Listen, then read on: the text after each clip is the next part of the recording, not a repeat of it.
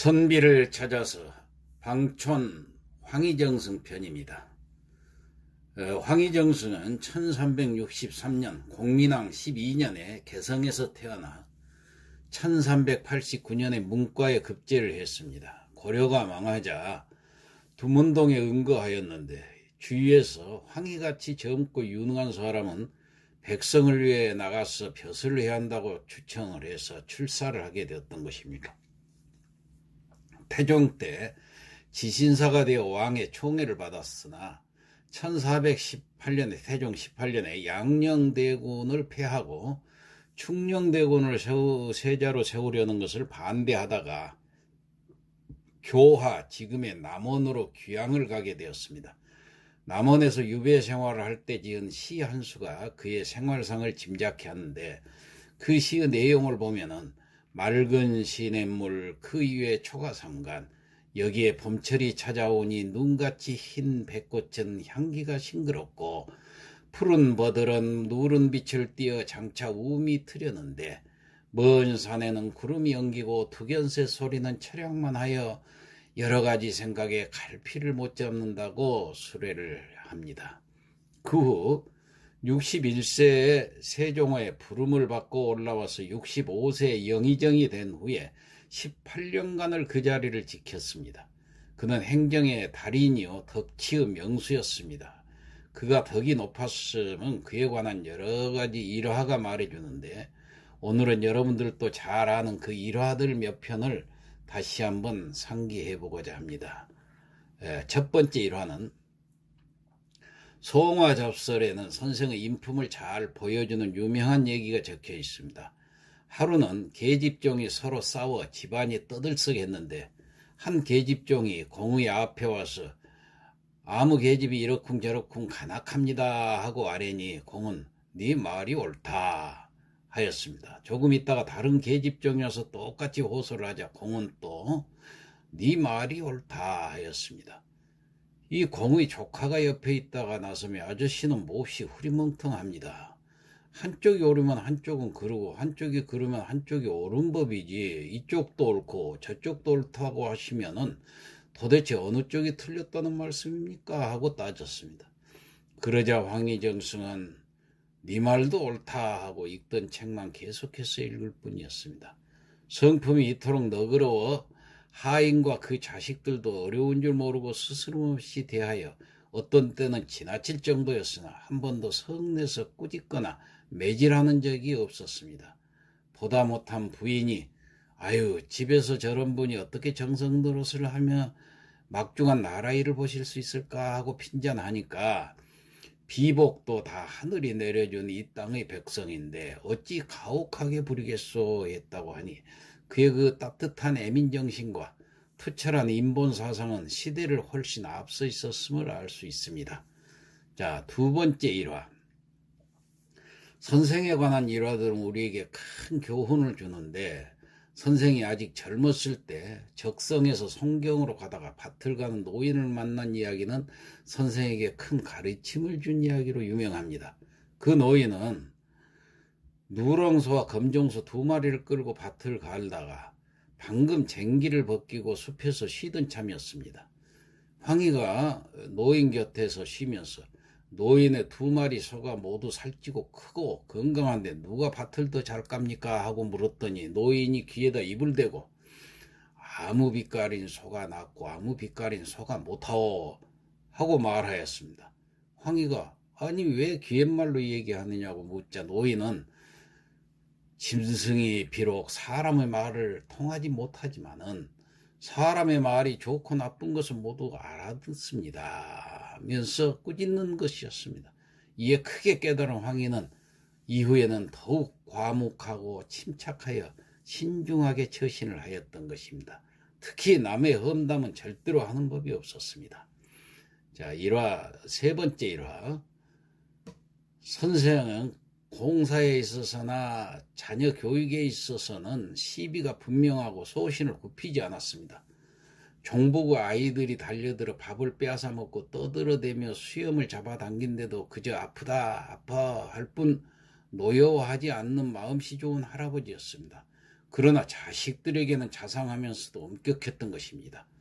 선생이 그 셋째 아들 수신이라는 아들이 기생과 사귀어서 관계를 끊지 못하니까 어느 날 선생이 관복을 갖춰 입고 문 밖까지 나와 아들을 맞이했습니다.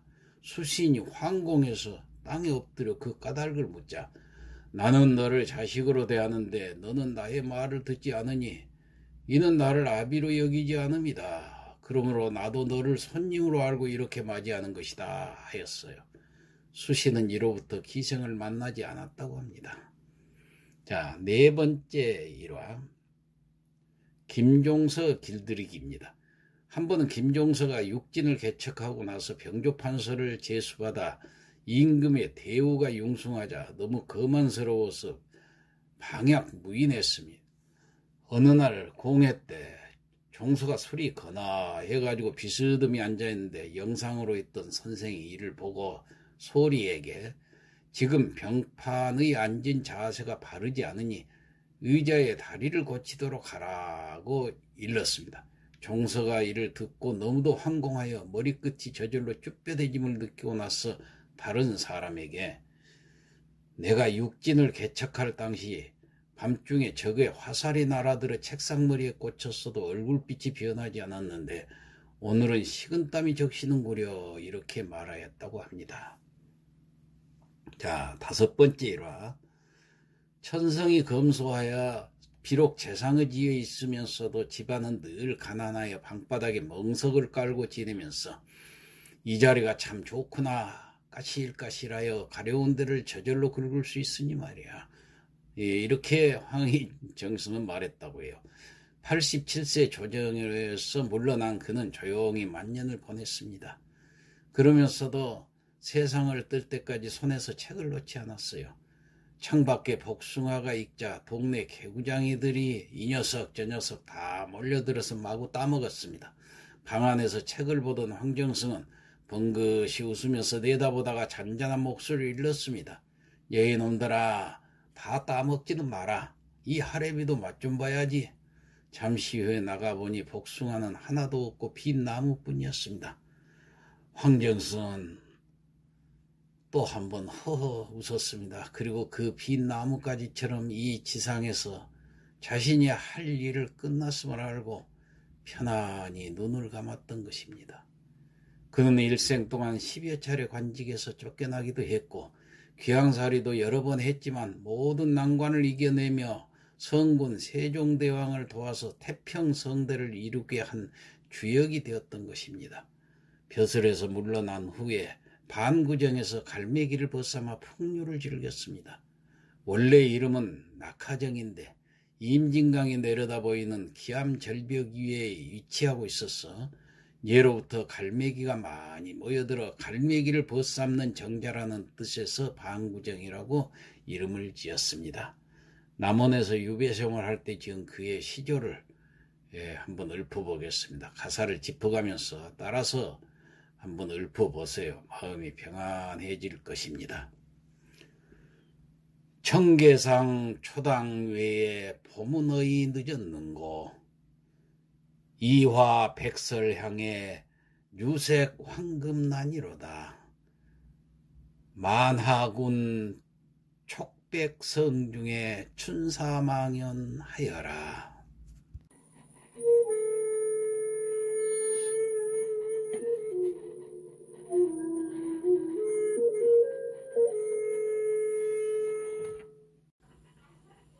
청계서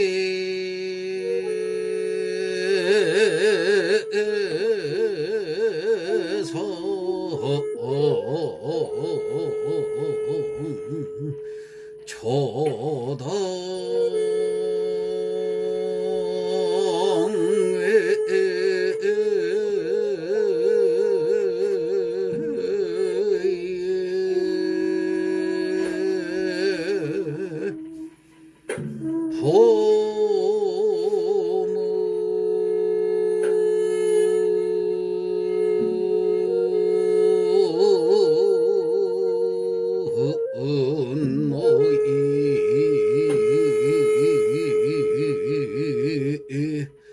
봄